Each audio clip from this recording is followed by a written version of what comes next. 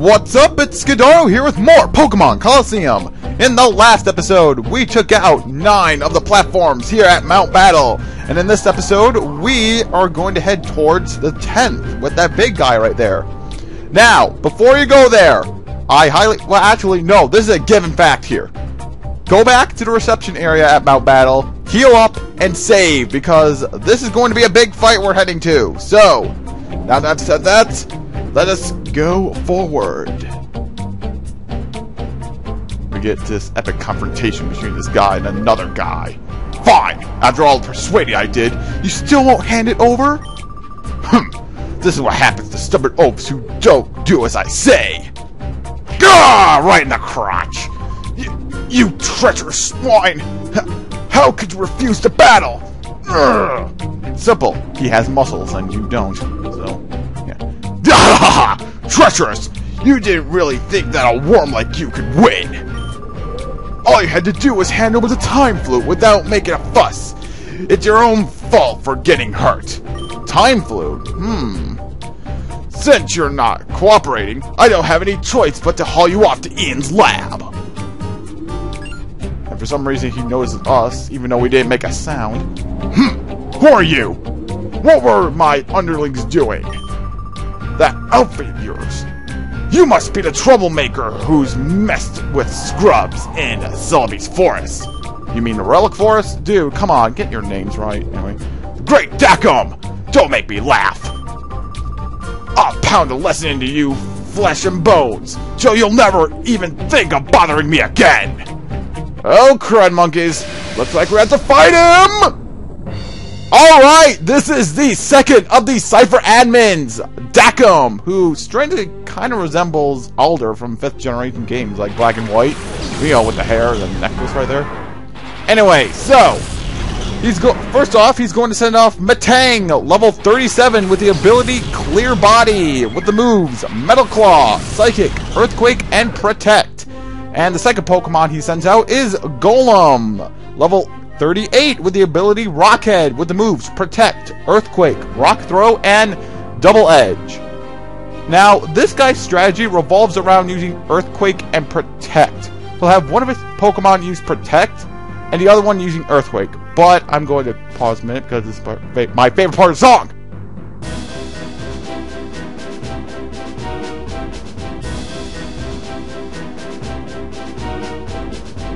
Ah, man, I just love that part. Anyway, now his strategy, the Protect and Earthquake combo. As you know, Earthquake is a move that in double battles hits everyone, including your side of the field.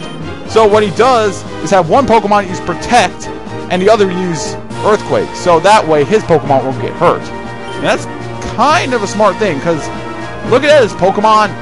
They're both weak to ground type. So, anyway, I'm just going to have Mind Break right here, use Helping Hand on Expo, because I have practice off screen on him, and I know for a fact that Quilava's Flame Wheel isn't going to do jack squat. Well, it's not going to one-hit KO him like I want it to, so hopefully this will work. Super effective, come on, there we go! It's a good thing too, because Matang was probably going to use Earthquake, so that's good. I just love the way it just falls out. This guy like, oh, you defeated me.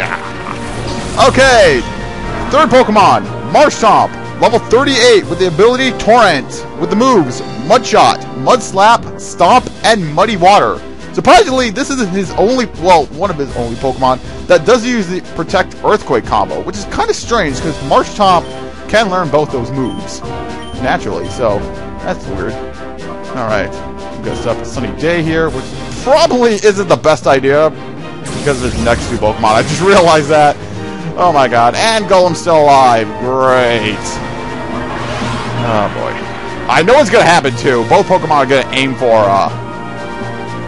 Quilava right here, or Expo, is how you nickname him. Yep. Okay, there's his Mudshot, and okay, Speed Fell. Way of adding insult to injury, and there's Earthquake right there. Oh, holy crap! That did a lot to Mind Freak. Well, I'm not surprised since Mind Freak's physical defense isn't that high. Anyway, there goes Expo. I'm sorry, but you served your purpose. Anyway, let's send out Umbreon. I'm not going to send out Quagsire or Hitmontop because they're not really main party members I have. And I really hate to give all this experience to party members which aren't going to be permanent on my team, because, well, the other people need it more. Anyway, so let's just attack these people right here. Hopefully this will be enough to knock it out, which it should, because Golem's special defense really isn't that high, so what I would recommend you do is use special attacks on Golem. And, ooh, cool, level 38. So yeah, use special attacks on Golem, even if they're not super effective, because, trust me, it'll pay off. Anyway, next Pokemon, Camerupt, level 38, with the ability Magma Armor, with the moves Protect, Earthquake, Flamethrower, and Takedown. Again, another Pokemon that will be quad weak to water type. So, yeah, the second one being Golem, but whatever. Anyway, last Pokemon is Entei! How the heck did Cipher get their hands on Entei? I mean, oh no. That's right! Entei is the Shadow Pokemon. And, this is where I'm probably going to start regretting laying down that sunny day. Anyway, Entei right here. Speaking from a person that just came out of second generation, where we had this legendary beast here running around Johto, trying to find it and catching it. Anyway, you're probably thinking it'll probably be easier to catch it here, right? Oh no. Oh no. It's actually worse because you actually have to deal with this thing's power. And as for my opinion on this Pokemon, it's a freaking legendary Pokemon, for crying out loud. How do you think how good it is? Well, then again, just because it's legendary, it may not be that good. Anyway, if you're trying to catch it here, it is imperative that you defeat the rest of his Pokemon first. Well, at least the ones that know Earthquake. Because, yes, with Entei being a fire type, it's weak against ground types. And thankfully, I took it out in one move. And then there's Shadow Rush right there you had to deal with.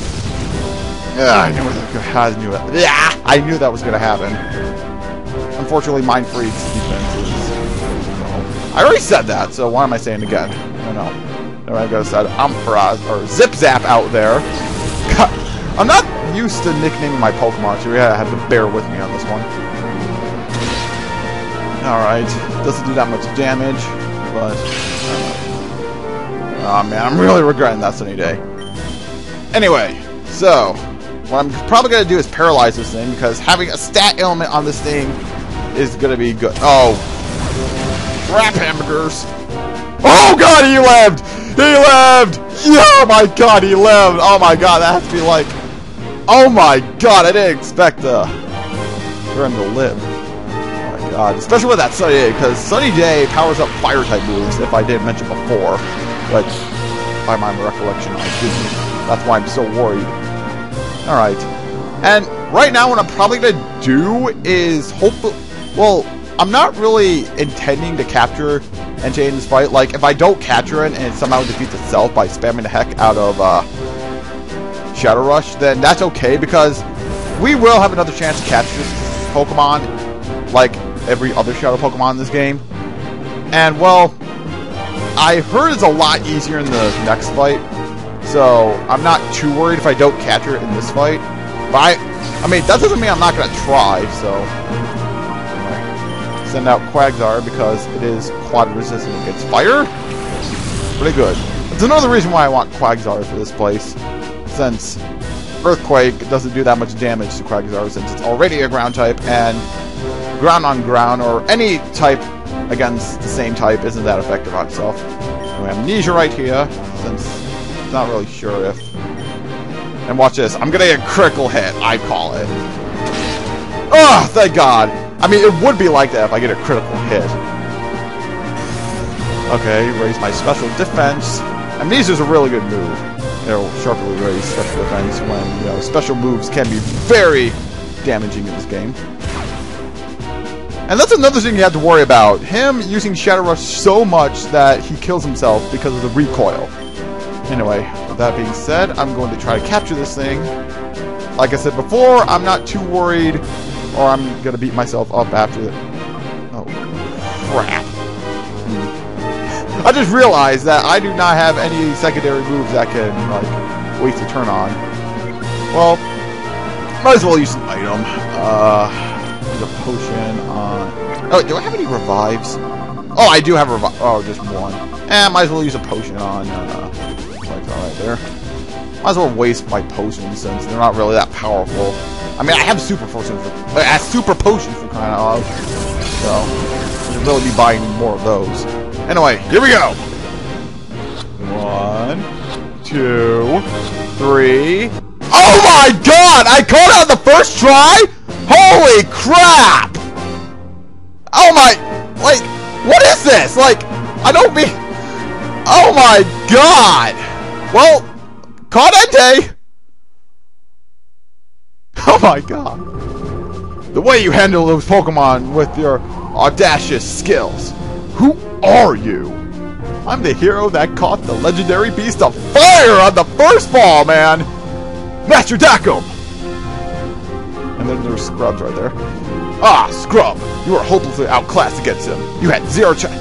Way to cheer up your men, dude. I mean, come on! That's like... Man, that's like adding insult to injury. As you wish, sir. Goodbye, Scrub. I'll remember your show forever. This isn't over yet. Stronger Pokemon are being made even now. You better get serious about training your Pokemon for our next meeting. Dah! Dude, he just jumped off the mountain! Oh my god! Like, he just... whatever. There's something on the ground. Okay, yeah, thanks, Rui. Calling out the obvious. We get F-Disc. That's going to be important for the next era we're going to go to. So, yeah. Anyway, what he said about leveling up right there, I have to admit, I am pretty under-leveled for this fight. Well, looking at in my point of view, I am pretty under-leveled for that fight, so I'm pretty happy about the outcome. Anyway, let's just talk to this guy right here who just got punched in the balls. Ow, ow. That wasn't an experience I'd ever want to have again. I'm glad you came to my rescue. Thank you. I'm Vander. I'm an area leader here at Mount Battle. Anyway. Actually, yeah, I do want to take this time to talk about Mount Battle right here, as she explains everything to Vander. Anyway, Mount Battle right here is a gauntlet area in which a trainer has to go through 100 platforms with one battle on each platform. So you can kind of think of it like the Pit of 100 Trials in Paper Mario 2. And for every 10 levels, you have to fight a area leader like Vander right here. And after beating one area of 10 platforms, we'll be able to get Poke Coupons. I'll explain what those are later. And I just skipped a whole bunch of important dialect, but anyway. But here, I want you to have this. And he gives us the Time Flute! We heard about it from that Senilor guy. It can be used to call Celebi anytime you want. Of course you may. I'd rather have you use the Time Flute than have those crooks take it by force. Use it and save the Shadow Pokemon from their sinister plans. Can do, Vander. Anyway, like I said, beat 10 floors on Mount Battle and you get Poke Coupons, which you can spend on this lady right here to get items such as TMs and junk. Yeah. Anyway, TM47 right here in this treasure chest. That contains Steel Wing, which none of my Pokemon can really learn, so yeah. Anyway, this guy right here is also important. After he says his stuff, he'll reveal that he is the Move Deleter. What he does is what he's named. He'll just delete one of your Pokemon's moves. I don't really recommend this unless your Pokemon, like, knows HM moves such as Surf. So yeah. Anyway, here's the heal up station I kind of skipped over. Anyway, we'll just use it right now. And something weird happens here, too. Listen closely. Okay, I guess it didn't happen before, but what happens is that it kind of... It's quiet for when you enter it, but the sound effect, like, picks up volume as you heal your Pokemon, which is kind of weird. Okay, of course, that was probably when Mount Battle was being taken over by Cipher.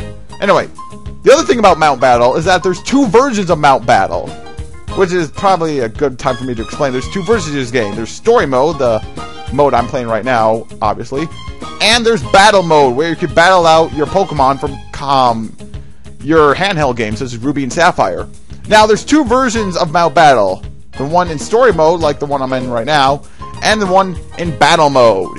Now, what I'm planning to do is train off-screen here at Mount Battle, just level up my Pokemon a bit. And what I'm planning to do, well, I am probably going to show all of Mount Battle, but not in a speed-up session in one video, but I'm planning on doing it as a live stream. Yes, I'll do this as soon as I have time, but yeah. In case it wasn't apparent, they really didn't make it specific, but we're going to have to go back to Agate Village. This guy's like, oh, really? I heard there was a big commotion at Mount Battle. Anyway, Egon's worried, so we should go see him. Anyway, yeah, we're going to have to go see him to progress the story, but first we're going to want to go over by the Pokemon Center. After you've beaten Dakim at Mount Battle, this little girl will... Well, there's not really little, but whatever. Anyway, talk to her, and she'll ask you a question right here. Say no to it. I know I'm going to get a lot of hate for that, but anyway. After that, she'll give you the Cologne case. Now we can collect those scents we saw in the Pokemart over there. Yeah, what scents do is that they lower your shadow Pokemon's heart gauge, so you can purify them faster. Yeah, so now we have a few things we can do to purify, well, lower the heart gauge. We can run around with them. That lowers the heart gauge. Sending them out in battle also lowers their heart gauge. Let's see, calling them out of hyper mode lowers the heart gauge, of course. And now we have sense to do so. And we also have this daycare center, which does it in does it in Colosseum, but not in the sequel XD. Anyway, now that's everybody said. Let's go see Egon. I've been something I haven't mentioned before. I've been calling him Eugene because I couldn't read when I was little, but yeah. Oh, really? And Derek, it's good to see you back. So how's it go? Of course we have. We're the heroes of the story. What do you think? I expect nothing less of my own grandeur. Dude, you didn't even battle! How can you do stuff? Anyway, then what are you waiting for? Depart to Relic Forest and summon Celebi at once. Yeah, something about that. I'm not gonna do that right now. I'll explain why. Anyway. Wait, was it supposed to give us our number or...